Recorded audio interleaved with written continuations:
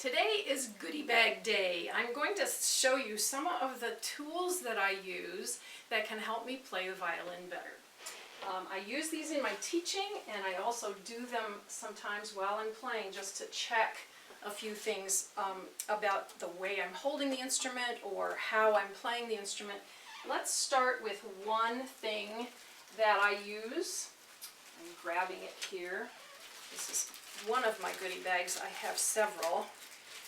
And I'm going to start with a ball. This is a wiffle ball golf ball. So it's a very lightweight golf ball that doesn't bounce. It's just a lightweight ball that I think works very nicely for checking to see what angle I'm holding the instrument. So I put the ball on the lower two strings. If you're playing violin, it's G and D, both strings.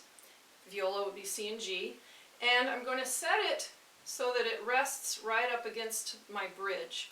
If I put it over here, it might roll around too much. So I'm going to be putting it right up against my bridge. And that helps me to check to be sure that my instrument is the right angle, that it's not falling off this way and I'm not tipping too much. And it also helps me to make sure I'm holding it up high enough, and if it rests against the bridge, that's a good position. I used to do ball races with my students. The smaller balls work a little bit better, and the super bouncy balls kind of get away from you, so that's why I like this one. It's not quite small enough, but if you look in toy stores or at department stores where they have children's things, there often are smaller balls that can work nicely. Okay, so that's my first goodie bag item. The next one I see in here is Dr. Scholl's corn pads. Okay, that doesn't sound like a lot of fun for kids, but if you get a package of these, and you could get any brand, these are what people use sometimes if they have a corn or a sore spot on their feet, sometimes even on their hands. This has a sticky back, you can peel it off, and it has a hole in the middle of it, which is where you put the sore spot, so it protects. If I had a sore right there, I would put it over that, not putting any pressure on the sore.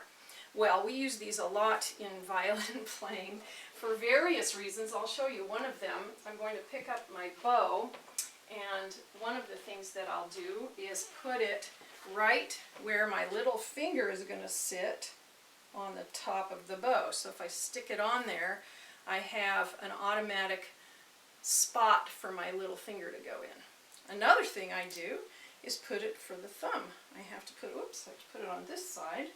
I'll show you that it has to be a little bit in the frog area and a little bit off of the frog area, because that's the exact corner where my thumb is going to go. So I can put that there, and that is a really nice place as a reminder for my thumb.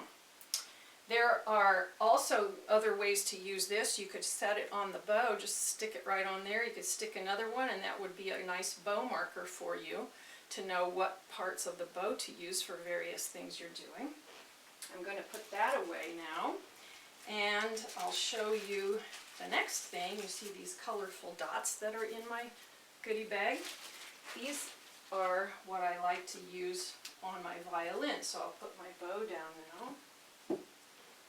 And this is going to be a spot where I will do some left-hand pizzicato.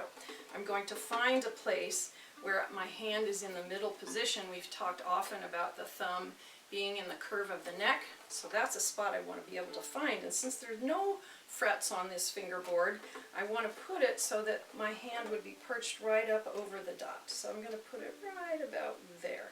It's a little bit past this part of the instrument. It's just a little bit further down, because that's where my hand would go, and I can strum right across where the dot is. So use those dots. Those are easy to find in office supply stores. Another bow fun thing is I found at the ASTA convention, American String Teachers Association, a company that had made use of bows that were warped or bent or no good anymore to use as a bow, and this company cut off the stick and saved the frog. And I found that this is a really useful way to learn how to hold the bow for new students. And I also built a pinky house that I like to have available to new students because it's sticky. It's made out of tape. I cut, I think it's duct tape. It comes in various colors. This is an orange duct tape that I cut into strips, and I measured my little finger to see how big around this circle should be, and I put lots of layers so it would be very sturdy.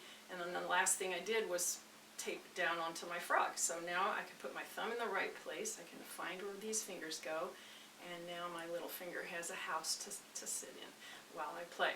And this is also something that you can use to practice bowing movements, and what we were doing with flying pizzicato, for example, you could do with the bow in your hand without having the whole bow there.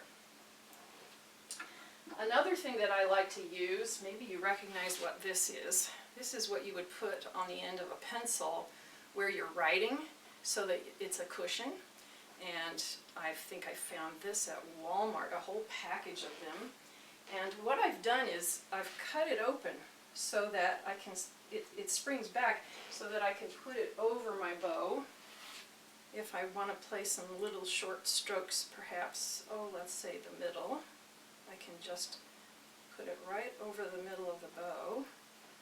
And now I have something that guides my eye to see where I'm bowing. So I'll set that on the string, maybe. I want to do just some nice little short bows. Or perhaps I'm practicing some low bow, frog end of the bow things that I want to check and make sure that I don't creep away from that area, and that I have a nice movement in my arm. That's a really nice way to guide my eyes. Now, sometimes I'll cut this down even further. I have all different colors here.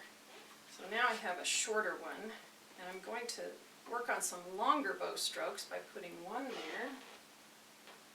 And here's a purple one, and I'll put the other one down here. And now I can draw the bow from one to the other. Start here.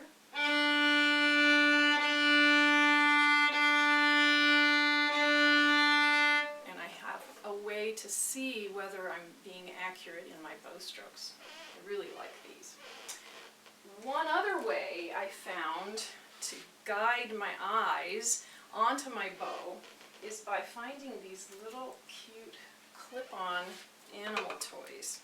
I was visiting Australia and doing some teaching, and I went to a store and I found these have little, like a clothespin clip, and I put it on the bow. Now it adds a little weight, so it might be a problem if I put it out there very far, but the Australian children were so enamored with koalas that I didn't have enough for the whole class when I came that day to teach. So I thought, well, I'll just have Mr. Koala sit on a music stand, and I clipped him onto a music stand, and I said to the children, they were about 7, 8 years old, I said, say hello to Mr. Koala, and they all said hello. And then I said, Mr. Koala is going to be watching you while you play. And they played better that day than any of the other days that I was there teaching. And then as they left the classroom, they all wanted to say goodbye to Mr. Koala. So those are a few of my things in my goodie bag. I hope that has been helpful. Try to find some of these things, and perhaps you can use them in your playing.